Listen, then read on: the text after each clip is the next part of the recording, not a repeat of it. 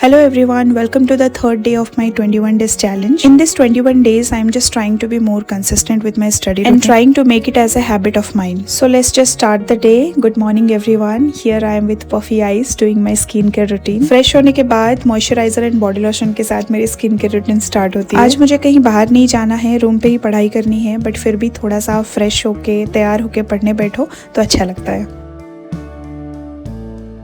As you all know, I am appearing modern history test. So before appearing the test, मैंने modern history की revision किया। Almost 2 hours spend किया था revision के लिए। आज मैं लूसेंट से modern history रिवाइज कर रही थी। I have chosen this particular book to revise because this is short and crisp. I am not doing very in detail revision, but अभी मेरा main focus question solving में है।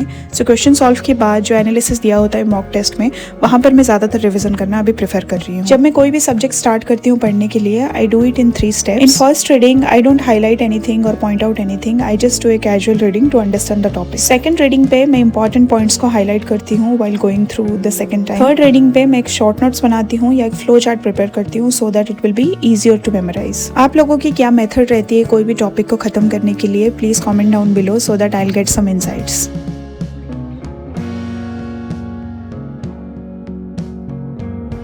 Revision के बाद I started appearing the test. This is my third mock test. I was expecting a good score today because revision अच्छा हुआ था. So मैं हर क्वेश्चन को अच्छे से एनालाइज करके अपेयर करने की कोशिश कर रही थी. प्रीलिम्स की क्वेश्चन सॉल्व करने के लिए आपको एक मेंटल एप्टीट्यूड की जरूरत है. When I started my preparation, the way I was appearing the question, it was very narrow and straightforward. मैं बस फैक्ट्स को मेमोराइज कर लेती थी और उसकी बेसिस पे क्वेश्चन को सॉल्व करने की कोशिश करती थी, जो कि नहीं होता था. And I was always very frustrated and irritated about it. मुझे लगता था इतना तो पढ़ रही हूँ बट क्वेश्चन सॉल्व क्यों नहीं होते हैं. But I met few amazing student in my library जिन लोगों का प्रीलिम्स की क्वेश्चन सॉल्विंग टेक्निक्स के ऊपर ज्यादा कमांड था. उन दोस्तों ने मुझे काफी हेल्प किया, समझाया कि प्रीलिम्स की क्वेश्चन को कैसे अपेयर किया जाए, क्योंकि यूपीएससी के क्वेश्चन स्ट्रेट नहीं होते हैं और फैक्ट्स बेस्ड नहीं होते हैं, थोड़े लॉजिकल होते हैं. तो हमें क्वेश्चन को एनालाइज करने की तरीका ढूंढनी होगी और दिए गए ऑप्शंस को भी थोड़ा एनालाइज करना पड़ेगा. उन लोगों की गाइडेंस के बाद अभी थोड़ी बहुत क्वेश्चन सॉल्विंग में इंप्रूवमेंट आई है. I always feel very thankful to them. 2 घंटे की मॉक टेस्ट के बाद now is the cooking time. आज मैं बना रही थी पत्ता गोभी की भुजिया और एक भुर्जी. मुझे जिम नहीं जाना था तो मैं नॉर्मल खाना खा सकती थी, so I was having rice and dal. But मेरी फ्लैटमेट ने ऑलरेडी बना दिया था तो मुझे एक्स्ट्रा मेहनत करने की जरूरत नहीं. मैं बहुत सिंपल तरीके से खाना बनाती हूँ, only with salt and turmeric with lots of green chillies. Cooking की आदत लग गई है and it's a relaxing time and I enjoy cooking. खाने के लिए कोई प्रॉब्लम नहीं होती है. But I always feel very bad for the students those who don't know how to cook, या फिर टाइम क्रंच की वजह से बाहर से खाना पड़ता है और इसकी वजह से तबीयत भी खराब रहती है. ये पत्ता गोभी की सब्जी बहुत ही प्लेन बन रहा था.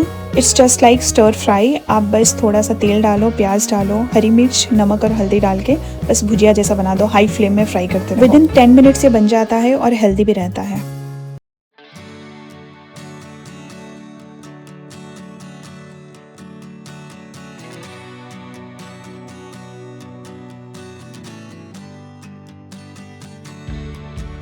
कैबेज बन गया था. अब एक भुर्जी बनाने की बारी थी. मैं बहुत सिंपल मेथड में एक भुर्जी बनाती हूँ. मैं आज आपको प्रोसेस बताऊंगी. वैसे एक भुर्जी बनाना सबको आता है, लेकिन कभी कभी थोड़ा सा अगर स्पेशल एक भुर्जी बनानी हो तो आपको ऑनियंस को ऐसे रफली चॉप करनी है, ग्रीन चिलीज को भी थोड़े से बड़े साइज में चॉप करनी है एंड टमाटर को भी आप इरेगुलर शेप में ही कट करेंगे. चॉपिंग खत्म होने के बाद take oil in a pan. I am from Andhra Odisha border, so in a way I am a South Indian. So kadi patta is a must in my food. ये आपके लिए ऑप्शनल है और इसके ऊपर जितना भी आपने रफली चॉप किया हुआ था onion, tomatoes and green chillies सबको डाल देनी है. हाई फ्लेम में थोड़ा सा कुक करने के बाद will add turmeric and red chilli powder and we will stir it nicely.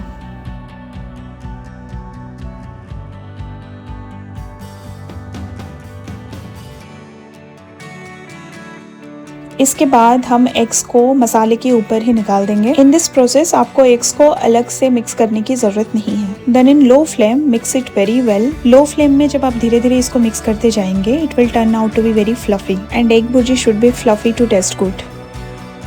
So cooking is done and here is my colorful and beautiful plate as always.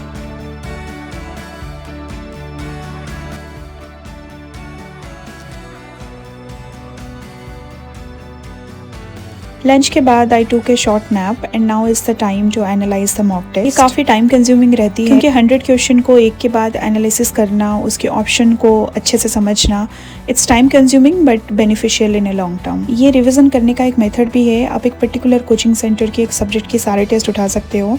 The very nicely divide syllabus of a particular subject and mock test उसी time table के हिसाब से plan होता है। So while analysis of a particular mock test, उससे related topics आपके revise हो जाती है। After in detail analysis of mock test I was not feeling well, so मुझे मेडिसिन स्टोर जाना पड़ा मेडिसिन लाने के लिए। मेरा तो ज्यादातर एक्सपेंसेस मेडिसिन खरीदने में ही जाती है। I was craving for chocolate but ज्यादा तो नहीं खा सकती, सो 2 छोटे छोटे पीसेस मैंने अपने लिए और अपनी फ्लैटमेट के लिए ले लिया।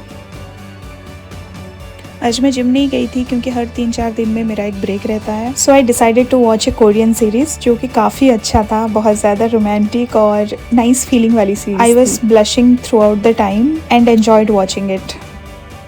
बस थोड़ा ज़्यादा ही फ्री टाइम मिल गया था, so rest of the time I spend reading this novel Murakami Kafka in the shore which is going very great. आजकल टाइम भी नहीं मिल पाता और ये काफ़ी मोटी किताब है, so taking time to finish. ये नॉवल खत्म होने के बाद इसका रिव्यू भी मैं आपको दे दूँगी। I hope you all enjoyed watching my blog. Please like the video and subscribe to my channel. Thank you so much.